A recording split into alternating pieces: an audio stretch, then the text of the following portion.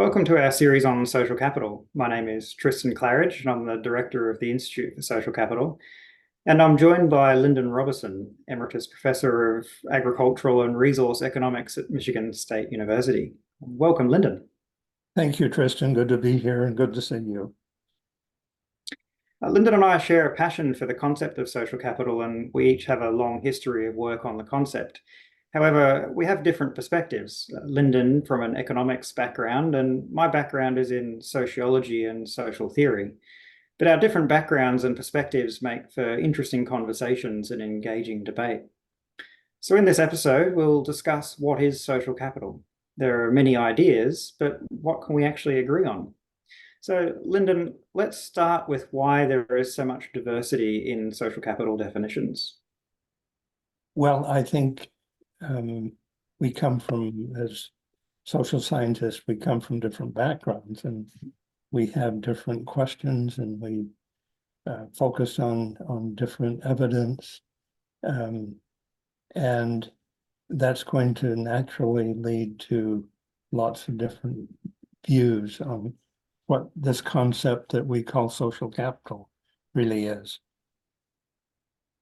Yeah, and certainly when you've talked in the past, you've talked about how, from your perspective and from an economic perspective, you hoped social capital would do certain things, and perhaps people coming from different disciplines are looking for different kinds of explanations from the concept. And so perhaps that's one of the explanations for why people end up defining social capital in different ways.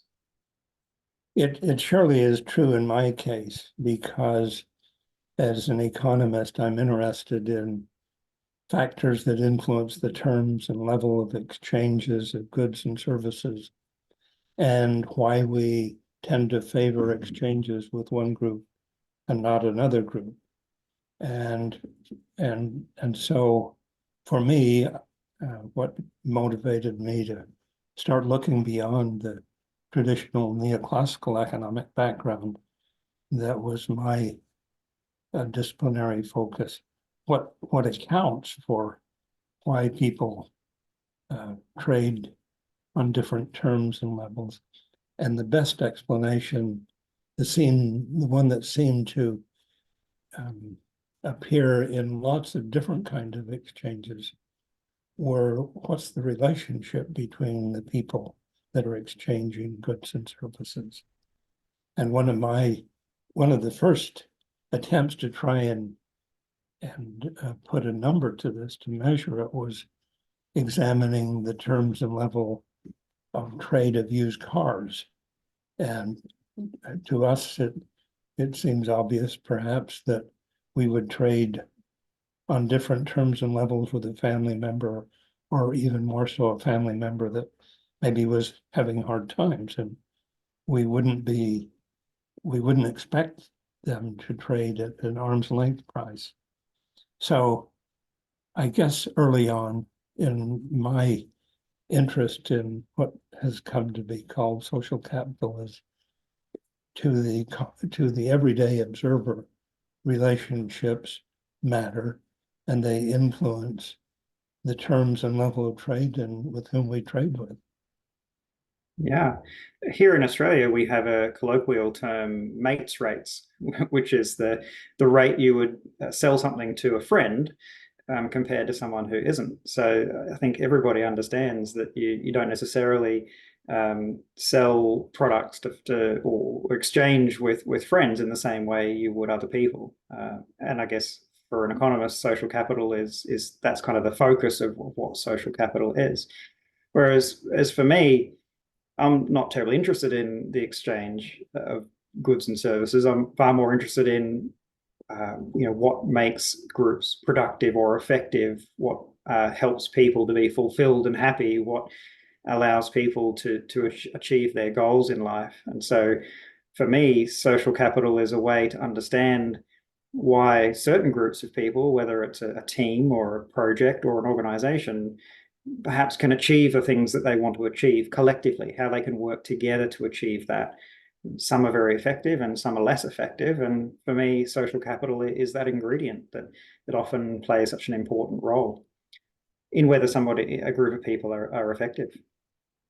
I early on in my research into social capital, a colleague and I, Steve Hansen, did a study in a class where students were divided into teams, and we measured the social capital between team members by miles of free transportation they would be willing to offer each other. And then we followed the groups through the semester and monitored their progress on projects. And of course, it would be no surprise to you that the teams that exhibited the highest level of social capital measured by willingness to provide free transportation clearly outperformed those that didn't seem to be connected. Yeah, for sure. And I guess we should provide some context for listeners on just how diverse the social capital definitions are. I conducted a review of the literature in 2020, and I selected 250 peer-reviewed journal articles, and I looked for how social capital was defined in those studies, and I found 125 different definitions of social capital across those 250 articles. So this gives a real indication of just how much diversity must be out there in the literature. If that sample was 125, I think we could conclude there are many hundreds of different definitions. And they are vastly different. It's not like they're just slight rewordings of the same thing. There is significant difference in what social capital is thought to be. So I guess, where do you see similarities between different definitions? Are there any consistencies that we may see? The one consistency, or at least the one part of the definition that seems to find its way in different ways into definitions of social capital, is the importance of relationships. It's not exactly the same, but in my reading of the literature, there seems to be agreement that whatever social capital is, it does have to do with relationships. Now, that leaves a lot of room for differences of opinion and different definitions, but at least we could agree, at least I think we can agree that social capital has to do with the way we're connected and the way those connections alter the way we treat each other and conduct business. Yeah, I would agree. Certainly should be the basis for any interpretation of social capital, I would have thought. But I think there are some exceptions in the literature where definitions focus on something like informal norms or trust and trustworthiness in a sense that isn't necessarily tied to specific relationships. But of course, these concepts can't exist without there being relationships. You can't have informal norms if people aren't having relationships and interacting and developing those norms. So I think we can agree, even if the definition doesn't include specific reference to relationships, I think we can all agree that relationships must be underpinning all interpretations and definitions of what social capital is. So that's the social part.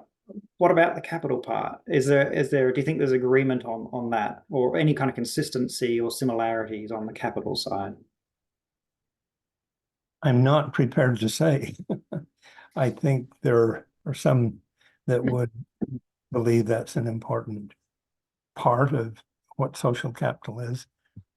For me, and I think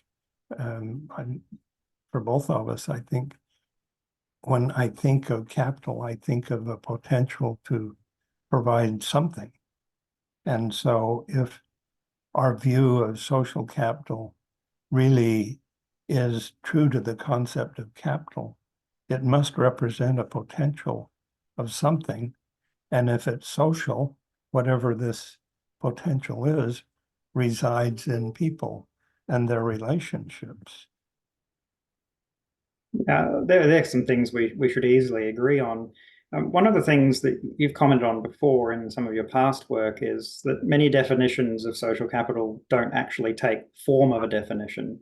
And one of the common problems or deficiencies in these definitions is that they simply say what it does rather than saying what it is.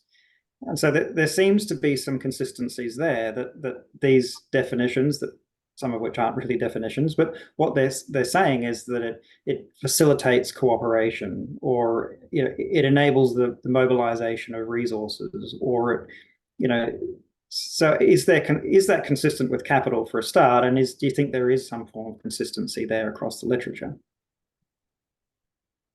No, I think there's a lot of different views on whether or not social capital represents a potential or not. I think there's lots of ways to imply that it has a potential. And I'm reminded of when we started several years ago trying to examine the concept of social capital. We held a conference of a large number of social capital scholars, and we provided a survey that listed, I guess, 10 or 12 of the most cited definitions of social capital, and asked those at the conference if they agreed, or using a Likert scale, which definition seemed to be most accepted. And none of them were. There was no definition that was generally accepted. And I have to believe that's still the state, that if we did a survey and posed 10 of the most successful definitions, if we would find widespread agreement on what is the preferred definition of social capital. Some more popular than others, but yeah, I would agree. I think that we wouldn't get much agreement on it. I think over time, certain definitions have risen perhaps to some degree of popularity, but what I think we tend to see in the literature is authors citing several of the popular definitions, but not necessarily settling on any one of them as being the accepted or adopted definition for their particular study, which is obviously quite a challenge when they're then moving forward without a clear definition of what social capital actually is. So I think that in itself is a challenge that nobody really seems to be particularly happy with the definition the definitions that exist, and perhaps the definition that they use. And we're still struggling to make progress on that, it seems. So part of the issue may be that, and we could use the analogy with the 6 blind men of Hindustan trying to define an elephant. An elephant has lots of different properties and aspects, the tail, the trunk, and the leg, and the side, and so on. And if you focused on one dimension of the elephant for your definition, you could all be right and all be wrong, in the sense that you may have described an element of it as important, but not describe the elephant as a whole. So there may be some of that because of our disciplinary focus. We may want to emphasize one part of social capital rather than another. But I think more importantly is the definition critical in the application or the study of social capital? Does it really produce testable hypotheses that can be examined and lead to some kind of conclusion? Or is it just simply a means of opening the gate and saying, let's study social capital, partly because it's a popular concept? And so I think there is a need to try and connect our definition to our studies and our applications and the hypotheses we're testing. And in some cases, if that doesn't exist, then we may wonder, do we really need the social capital definition, or does some other concept allow us to get to the same place? Yeah, no, I agree with that as well, because if you equate social capital with trust, then what's wrong with simply using trust in your research? why do we need the concept of social capital? And the same thing would be true if we think it's informal norms, then hey, there's a concept right there that we can use rather than needing to engage with social capital, which potentially has a lot of ideological baggage and complexity and confusion and uncertainty associated with it. So I completely agree with that idea that social capital can be something if we rigorously identify and define what it is. It can have real value in our research. But if we're just going to apply these other wishy-washy concepts, not wishy-washy, but if we're going to select these other concepts and simply say that's what social capital is, then we don't need the concept of social capital at all. So in my thinking about social capital, and if we really believe that the concept is social in nature, then what does that imply? What does that suggest about a definition? And if, in my mind, social means that it's about people, that whatever this concept is, social capital, resides in people, and that it somehow suggests how people are connected.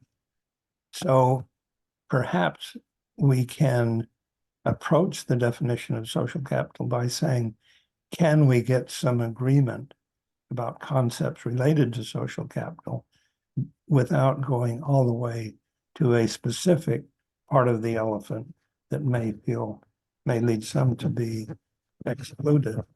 So I'm saying if it really is social capital, it really does involve relationships between people, how they're connected, and what difference does it make? Yeah, precisely.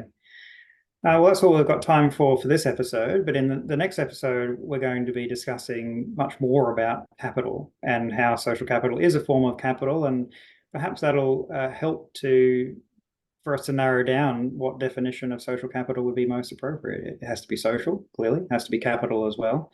And perhaps we can make some progress by exploring those issues. So thanks, Lyndon, very much for your time today, and look forward to the next episode. Thank you, Tristan.